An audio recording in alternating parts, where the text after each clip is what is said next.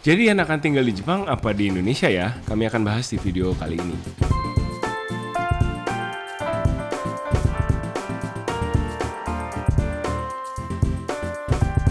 Hai guys, welcome back to our channel. Kembali lagi dengan gue Samuel dan ini istri gue Claudia. Pasangan suami istri kantoran dalam perjalanan memaknai financial independence. Di channel ini kalian akan temukan video-video seputar karir, keuangan, adulting, dan topik-topik menarik lainnya. Jadi kalau kalian suka dengan channel ini, dengan apa yang kalian tonton hari ini, jangan lupa untuk like, subscribe, dan juga share video ini untuk support terus channel kami. Kami baru pulang dari Jepang dan ini video pertama di 2024 yang kami rekam setelah balik dari Jepang. Yang kemarin-kemarin rekaman dari bulan Desember, makanya masih ada pohon Natalnya. Welcome back, terima kasih sudah terus nontonin channel kami di 2024. Dan di Jepang kemarin kami beruntung bisa bertemu dengan teman-teman Indonesia diaspora yang tinggal dan hidup di Jepang. Mereka ada yang jadi pengusaha, ada yang jadi researcher, kerja di universitas ya sebagai akademisi, ada juga yang kerja sebagai karyawan kantoran seperti kita-kita di Indonesia. Nah, hal yang menarik tentunya diobservasi adalah lifestyle mereka. Cara mereka hidup tentu tidak bisa dibilang murni 100% seperti orang Indonesia lagi, tapi juga tidak seperti orang Jepang sepenuhnya. Misalnya ada yang tinggalnya di apartemen, anaknya sekolah ke sekolah Jepang, tapi ya keluarganya adalah keluarga Muslim yang sehari-hari ya hidup selayaknya teman-teman Muslim, tetap cari makanan halal, kadang-kadang harus masak sendiri di rumah, dan sebagainya. Kami juga ngobrol-ngobrol sama teman kami yang sudah lama kerja di Jepang, mungkin sudah 10 tahun ya. Sudah 10 tahun. Sudah 10 tahun dan ketika ditanya tentang portfolio investasinya, dia cerita bahwa ada sebagian yang ada di Jepang, ada sebagian juga yang ada di Indonesia. Jadi meskipun sudah 10 tahun di Jepang, tidak lantas menjadikan teman-teman diaspora kita nih, oh jadi orang Jepang deh gitu. Nah, kira-kira kenapa dan apa sih enak nggak enaknya tinggal di Jepang, dan ultimately the question is enakan tinggal di Jepang apa di Indonesia? Itu yang kami mau coba jawab di video ini lewat beberapa poin-poin for comparison. Mudah-mudahan bermanfaat buat kalian. Dan tentunya ini sekali lagi hanya berdasarkan observasi kami ya sebagai ya mungkin awam, ya dibilang ya awam kali ya, lumayan awam. Karena walaupun pernah tinggal di Jepang tapi waktu itu kan masih kuliah dan masih single. Dan tentunya yang akan dibagikan kami hari ini hanya beberapa observasi untuk bahan pertimbangan ya. Tentunya ini bukan jawaban absolut dan pada akhirnya masing-masing orang tentunya bisa punya pendapat yang berbeda. Langsung aja. Oke. Yang pertama kami bandingkan harga properti. Nah, teman kami ini sudah bekerja cukup lama di Jepang dan akhirnya mengambil keputusan besar untuk mencicil properti di sana. Pada saat kami tanya-tanya soal proses cicil properti di Jepang, sebenarnya agak iri dengan bunganya. Karena bunga di Jepang itu kalian tebak hanya berapa? Kalau nggak salah hanya 0% sekian. 0% sekian. 0, ya, dan cicilannya 30 tahun lebih. Iya, 35 tahun. Jadi kalau di sini teman-teman baru-baru ini baca berita Kementerian PUPR baru mau mencanangkan 35 tahun KPR untuk Gen Z dan milenial. Di Jepang sudah ada ya, dan bunganya murah sekali. Gitu. Tentu susah dibandingkan ya, tapi kami jadi mau nggak mau making comparison. Teman kami ini tinggal di pinggiran Tokyo dan kami juga tinggal di pinggiran Jakarta. Iya. Ya bisa dibilang jarak ke pusat kotanya sama lah, jarak ke pusat kotanya sama ya. Tapi harga apartemennya adalah sekitar berapa? 7 miliar. 7 miliar rupiah. Iya, apartemennya itu juga yang bener bukan apartemen mewah sama sekali, apartemen Pakubono atau misalkan disebut merek ya. Apartemen mewah yang ada satpamnya banyak di bawah gitu, bukan. Iya. Apartemennya baru dan ukurannya mungkin kemarin berapa? Jadi 2 kamar tidur. Ya kamar tidur Jepang juga tahu lah ya. Sempit-sempit kecil. Yang kecil, terus ya ada kamar mandi 1, toilet 1, dapur. Terus ya udah common room yang bisa dijadikan ruang makan / living room / ruang kerja. Iya. Jadi ya lumayan hangat ya rumahnya karena sempit. Jadi lu lagi dan tapi maksudnya bagus bersih, baru proper ya. Dan itu harganya 7M.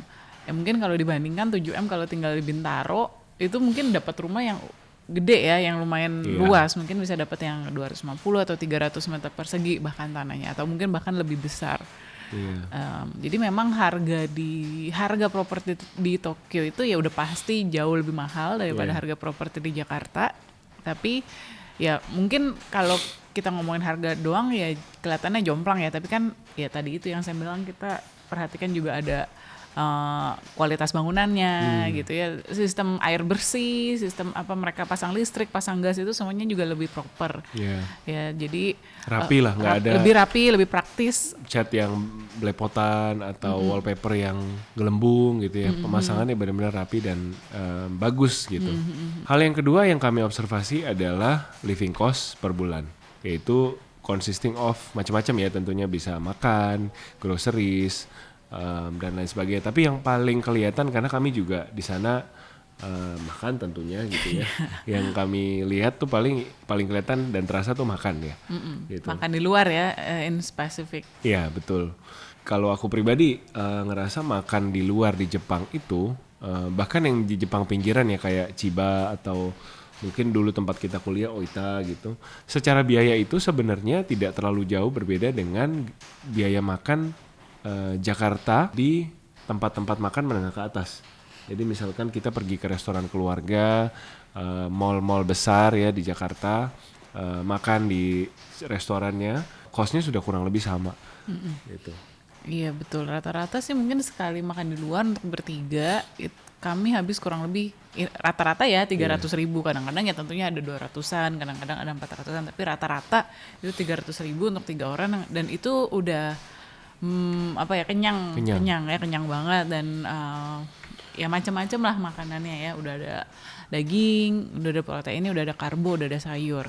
Hanya mungkin yang aku rasakan ya kalau kita bicara soal kualitas bahan makanannya, nah ini mungkin di Jepang itu kita dapat lebih banyak value dari uang yang kita keluarkan. Ya misalkan kita pergi ke chain sushi, makan sushi di sana gitu ya, sushi kaiten sushi yang pakai ban berjalan gitu, conveyor belt. Sushinya itu rata-rata antara 110 yen sampai 150 yen. Paling mahal mungkin 200 yen ya. Beberapa item khusus, tapi rata-rata harganya 150 yen lah, nilai tengah gitu. Jadi dengan 150 yen itu kita sudah bisa dapatkan jenis makanan, jenis ikan yang lebih bervariasi, dan tentu kualitasnya juga lebih baik dari yang biasa kita temukan di chain-chain shop sushi di Jakarta. Jenis ikannya bervariasi, ada mungkin flying fish, tuna juga, tunanya ada yang otoro, ada yang chutoro, yang lemaknya banyak, yang sedikit gitu. Jadi variasinya banyak sekali dan tentu kualitasnya nggak perlu diragukan lagi. Jadi kalau kemarin kita makan di restoran sushi, itu juga makan udah sampai kayak feel-nya kayak all you can eat, dan bonnya itu 400 ribuan. Kayaknya kalau di Jakarta kita makan sushi bisa jadi lebih ya, untuk bertiga mungkin. Untuk bertiga dan ya porsi makan yang monster, yang all you can eat gitu. Jadi maksudnya di Jepang tuh makan dibilang mahal tuh sebenarnya enggak juga ya. Misalkan kalau makan pagi, Hana sukanya makan onigiri yang di convenience store, itu sekitar 150 yen ya, 150 yen kan kayak 18-20 ribu. Ya, mungkin sama aja kayak teman-teman di sini, budget sarapan teman-teman in general ya, yang sarapannya misalkan bubur ya, atau misalkan yang sarapannya nasi pecel mungkin ya, dan itu kan onigirinya juga kita tahu ya, maksudnya berasnya bagus ya,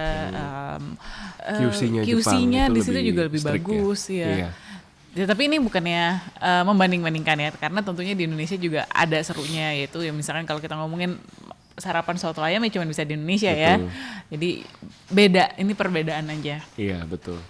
Tapi ya itu mitos bahwa di luar negeri itu apa-apa selalu mahal. Sepertinya untuk teman-teman yang sudah terbiasa tinggal di ibu kota, rasanya mitos itu tidak benar gitu. Itu sih yang mau kami sampaikan ya. Terlepas dari variasi makanan yang ada, kami lebih suka makan dengan kecap manis daripada dengan kecap Jepang gitu. Itu preferensi gitu kan. Tapi kami mau bicarakan cost yang kita keluarkan setiap kali makan di luar, di Jepang dan di Jakarta, itu sebenarnya sudah dekat sekali. Hal lain yang kami observe dari teman-teman kami diaspora Indonesia yang tinggal di Jepang adalah mereka dimudahkan dengan public facility yang ada di sana. Sangat terbantu sekali dengan public facility yang ada di sana. Pertama-tama tentunya misalkan transportasi ya, kita bicara transportasi, hands down transportasi di Jepang ini mungkin salah satu yang terbaik di dunia. Jadi Terutama kemana-mana. di Tokyo ya. Kalau di Terutama di kota Tokyo. kecil beda lagi ceritanya. Oh iya betul, terutama di kota-kota besarnya di Jepang. Jadi mau kemanapun itu sudah pasti terkoneksi dengan kereta, dengan bis ya Dan on time. on time dan banyak ya sesuai dengan rush hour-nya. Dan ini tentunya buat teman-teman yang punya disabilitas atau mungkin in our case karena kami traveling dengan stroller, kami merasa cukup mudah, relatif mudah untuk traveling dengan stroller. Misalkan tinggi dari trotoar naik ke bis, itu kalau di Indonesia kan tentu harus manjat dulu gitu ya, tapi di Jepang hampir semua transportasi umumnya bisnya sudah no step ya. Jadi begitu masuk langsung setelah levelnya sama dengan tanah, jadi stroller kami bisa dorong dengan mudah. Kemudian untuk harga transportasinya juga bukan seperti yang di Eropa yang banget mahalnya banget gitu ya, berasa gitu. Oh naik bis bayarnya rasa naik taksi gitu. Tapi kalau di Jepang tuh ya kita masih bisa terima. Oh oke, ini kosnya udah kemana-mana seharian gitu. Oh habisnya berapa 1.000 yen gitu. Iya. Kurang lebih segitu. Jadi kami biasa pakai tap in tap out pakai kartu IC, sehari habis 500, habis 1.000 gitu. Jadi masih make sense angka yang kami keluarkan untuk kualitas transportasi yang kami dapatkan. Iya, sangat. Ya, yang sebenarnya yang paling amazing sih reliability-nya itu ya, sangat tepat waktu. Jadi nggak bisa pakai alasan macet tuh kalau di Jepang ya, karena ya udah semuanya tepat waktu, bener-bener. Misalkan kita mau berangkat dari hotel sekarang gitu ya, terus hotel akan kalkulasikan di perjalanan kakinya berapa menit di Google ya. Iya, terus nanti ada trainnya datangnya di menit berapa, terus nanti kita misalkan mesti transit nunggu berapa menit, dan itu beneran pas sampai di tempatnya itu sama menitnya sama. Jadi ya mungkin buat orang-orang yang suka reliability ya, terutama dalam sistem transportasi, Tokyo terutama ya sangat bisa diandalkan, kecuali kalau lagi pas ada insiden ya tentunya. Dan selain sistem transportasi, kami juga suka banget dengan banyaknya fasilitas umum yang ramah anak. Kalau di Indonesia, di Jakarta kita sudah mulai membangun ruang terbuka ramah anak. Kalau di Jepang sudah banyak ruang-ruang terbuka seperti itu. Jadi taman-taman kota itu bebas dipakai dengan gratis, bebas preman, bebas orang mesum, bebas yang pokoknya dan tamannya bagus, terawat dengan baik, dengan bagus. Jadi nggak karatan ya, nggak patah-patah, jungkat-jungkitnya, nggak rusak alatnya gitu. Jadi semuanya terpelihara dengan baik. Ini kita melihat mungkin pemerintah yang efisien ya, memanfaatkan uang pajak masyarakat dan bertanggung jawab gitu ya. Jadi terkelola dengan baik. Selain daripada public parks ini di Jepang, ada juga fasilitas-fasilitas lain yang sebenarnya berbayar, tapi berbayarnya tuh nggak terlalu mahal dan bagus gitu. Kayak misalkan perpustakaan, museum, akuarium, kebun binatang gitu. Kalau kita bilang zoo di Indonesia gitu, udah kebayang perginya macet, atau mungkin sempat ada berita-berita zoo yang binatangnya sampai sakit gitu karena nggak terawat, budgetnya nggak terurus gitu. Kalau di Jepang dengan budget masuk zoo yang surprisingly murah sekali gitu ya, bisa 300 yen, 700 yen, anak-anak gratis gitu. Jadi sekali masuk cuma mungkin habis 150.000 rupiah buat kita berdua, buat anak tinggal bawa masuk free. Itu bisa ngelihat binatang-binatang yang sehat, variasinya banyak, dan tamannya juga nyaman. Ya memang ada juga ya kayak zoo yang bagus di Indonesia. Kita pergi ke Batu ya waktu itu ya, Batu Secret Zoo sudah mulai ada. Tapi di Jepang itu benar-benar hampir tiap kota ada zoo-nya. Bahkan waktu kami ke Osaka, di Osaka Zoo itu posisi zoo-nya itu di bawah jalan tol. Jadi benar-benar dibangun ke dalam kotanya. Dari dalam zoo kamu bisa lihat apartemen orang, bisa lihat gedung gitu. Jadi ini hal yang lain yang kami amaze dari Jepang.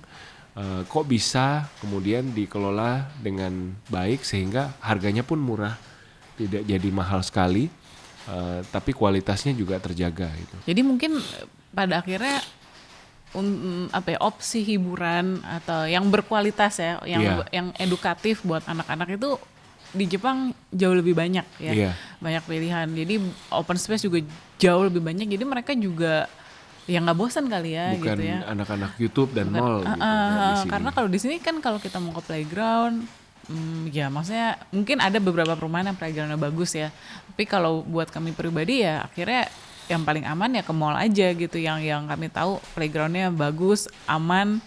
Ya itu nggak karatan, nggak rusak Ada pengelola. gitu dinaikin Tapi nggak patah. itu pun kami juga Tetap apa ya, dia membayar liatin, gitu kan. ya, Bayangkan bayar teman-teman yang tidak mahal, mampu ya. membayar Iya, itu kan pasti jadi membatasi ya ruang bermain untuk anaknya. Mudah-mudahan sih ya makin banyak lah ya ruang terbuka yang ramah anak ke depannya. Dan dan poin terakhir masih soal anak ya, ini mungkin karena kami berdua udah parents kali ya, dan kemarin ketemu teman-teman yang udah parents juga, jadi ya mau nggak mau ngomongin tentang child support system. Iya. Ya, dari hamil lahiran sampai ya udah sampai anak itu besar gitu ya. Kalau di Jepang kan sistem kesehatannya itu udah bagus banget ya. Mereka nggak diskriminasi terhadap pendatang gitu. Jadi pendatang pun kalau misalkan udah dapat visa kerja, otomatis kan dapat insurance pemerintah. Ya udah itu semuanya dapat benefitnya, dari gigi sampai untuk yang sudah menikah, wanita umur tertentu gitu, mereka langsung dapat screening untuk kanker serviks juga, langsung loh dikirimin alamatnya ke alamat kita gitu ya, diundang untuk di screening. Dan untuk lahiran semua juga sebagian besar ya, hampir mungkin 70-80% di cover. Jadi ya kalau di sini kan mungkin BPJS mudah-mudahan sih juga segera seperti itu, tapi kan kalau sekarang masih banyak ya kesulitannya. Terus juga misalkan dari ini support system waktu ngegedein anak. Kalau misalkan di Indo kita kan bisa hire nanny ya, walaupun mungkin banyak drama ya, tapi masih hireable lah ya rate-nya.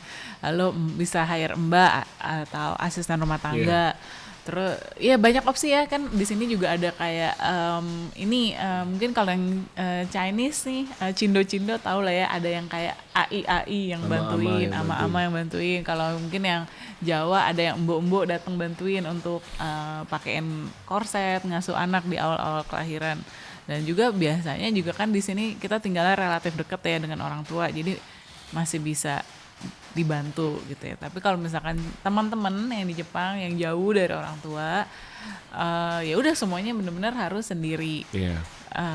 Dan anaknya kalau misalkan kedua orang tua bekerja, yang mana adalah kebanyakan seperti itu ya, atau hampir semua teman kami yang di Jepang seperti itu, ya udah akhirnya anaknya masuk daycare. Dan daycare di Jepang, kalau ini observasi saya ya sebagai ibu-ibu yang anaknya juga pernah di daycare, mungkin secara fasilitas ya mereka memang lebih besar gitu ya bangunannya, terus tempat mainnya itu juga lebih besar dan lebih terstruktur ya, mungkin karena memang pemerintahnya juga aktif mengatur daycare-nya ya. Mereka beroperasi based on alokasi, jadi misalkan kalau kamu tinggal di mana ya kamu biasanya diarahkan ke daycare ini oleh pemerintah daerah. Kalau di sini kan daycare semuanya private. Jadi ya udah nggak ada diatur pemerintah sama sekali ya sebenarnya. Jadi ya udah kita cari sendiri yang maunya yang di mana, yang seperti apa. Ya udah atur sendiri. Secara biaya juga kurang ya, bahkan mungkin lebih mahal ya. Ada yang bilang sih katanya kalau anak udah di atas umur 3 justru daycare itu bisa gratis atau murah banget gitu ya. Tapi ya mungkin ya biaya more or less lah ya. Tapi yang mau saya highlight juga sebenarnya daycare di Jepang juga sama daycare di Indo intinya sih sama-sama aja ya.